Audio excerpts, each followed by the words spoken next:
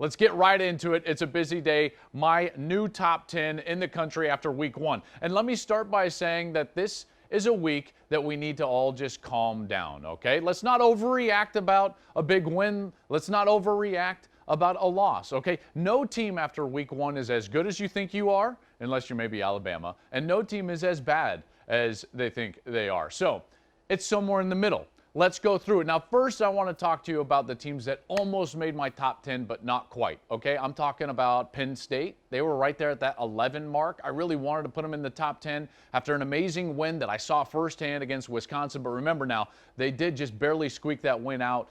They were dominated at points during the game. The defense had to be on the field for 95 plays. They've got to fix some things offensively, so they didn't quite make it. I'm talking about, let's see, Iowa State. They fell out of my top 10. That performance was just not going to get it done. They've got Iowa this week. I like some Pac-12 schools almost there in the top 10. Oregon, UCLA, Utah, all right there. I'm a little higher on Utah than most people. Oregon, you were right there, and we'll see what happens with Kayvon Thibodeau in preparation for the huge game this week against Ohio State. Now let's get into it. All right, number 10 for me is going to be Florida.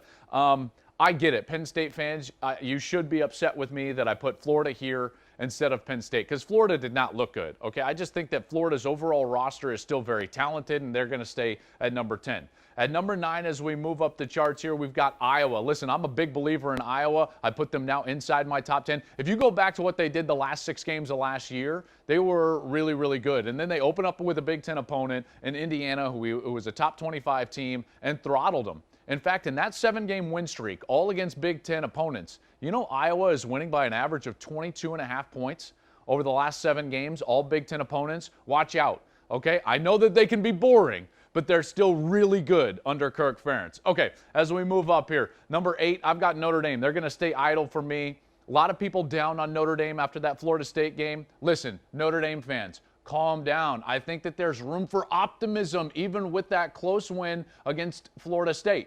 Okay, so Florida State's much better than we thought that they were, in particular under McKenzie Milton.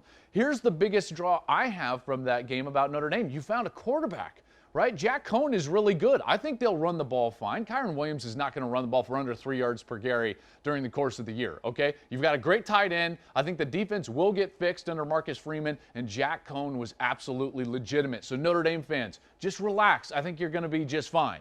All right, we move through the top 10 now. At number 7, Cincinnati. Listen, Cincinnati was one of these teams. They were one of the only teams that we thought were going to be good that then showed up on Saturday in week 1 and proved that they're good. Desmond Ridder deserves to be in the Heisman conversation. Hey, Heisman voters, Desmond Ridder, check out what he's doing right now. Now he's doing it again this season. Desmond Ridder should be on your Heisman ballot if you're a Heisman voter at this point. They're number 7, Cincinnati. Number 6, I'm going to stick with Texas A&M. A lot of people were sliding them into the top 5. I'm still going to put them at 6 because, let's be honest, that was unimpressive. Haynes King, 3 interceptions. They had to lean on their run game. The defense was terrific. They've got a big game against Colorado this week. Unimpressive, but again, don't overreact to their performance. I think they'll be just fine, but they're going to stay at 6. Now we get into the top 5. It's the same top 5 that I had earlier, but Clemson's going to go from up higher down to number 5 for me. And let me just sit with Clemson for a moment. Okay, Clemson fans, you need to relax. Everybody around college football, relax with the whole Clemson is done take. They're not going anywhere. What teams in the country can do to Clemson what Georgia did to Clemson? Maybe 2? Maybe. Alabama and Georgia. I don't see another defense that can do to DJ Uiagalelei what Georgia's defense did to them. Oh, and by the way, Clemson just held Georgia to 3 points offensively.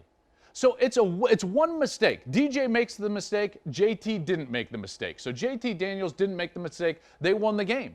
It's that close. That was a razor-thin margin. Everyone's like, oh, Clemson, oh, they're going to have problems. They're going to struggle. With who? Who in the ACC can do that to Clemson? Come on. Clemson's at number 5. I think they're going to be just fine. All right, here we go. Number 4, I dropped Oklahoma down. Listen, this is, for me, Oklahoma has got to learn how to finish games. This was the problem last year. Remember, they had the big lead against Kansas State, couldn't hold on, lost that game. They have the big lead against Tulane, lost that lead, had to hold on late. Hey, OU, this is not for the fan base. This is for the Sooners themselves. You got to learn how to finish games. You guys are great early. I mean, bam, shot out of a cannon, in particular at home. Finish the game. This is a problem now, right? A pattern seems to be taking place here early in the season. We saw it early last season. You got it fixed by the end of last season. That team has desperately got to learn how to finish. As we get into the top three, Ohio State, that was a pretty gutty performance against a good Minnesota team in a win on the road on Thursday night. At number 2, Georgia moves up there with the win against Clemson. But like I said, razor thin between Georgia and Clemson. It was one mistake by the quarterback. Number 1 was obvious, Alabama. Folks, you come in with expectations. You're the best team in the country. You're the defending national champions. You lose everybody, and then they came out and what'd they look like? Alabama.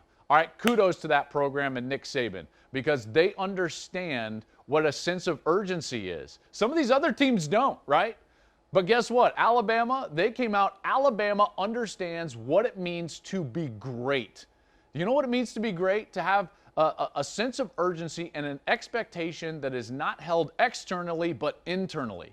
Their expectations for themselves, I guarantee you practice is harder for the Tide than it is for the games. All right, Miami didn't really have a chance, and that's one of those things everyone's like, wow, what's Miami going to do? They played Alabama. What do you want Miami to do? Right? Guess what? Miami's probably still right where we thought they were, about 15th ranked in the country.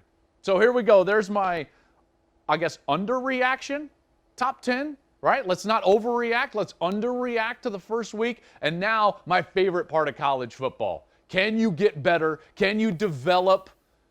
What adjustments will you make in order to be a great team moving forward? So there you have it.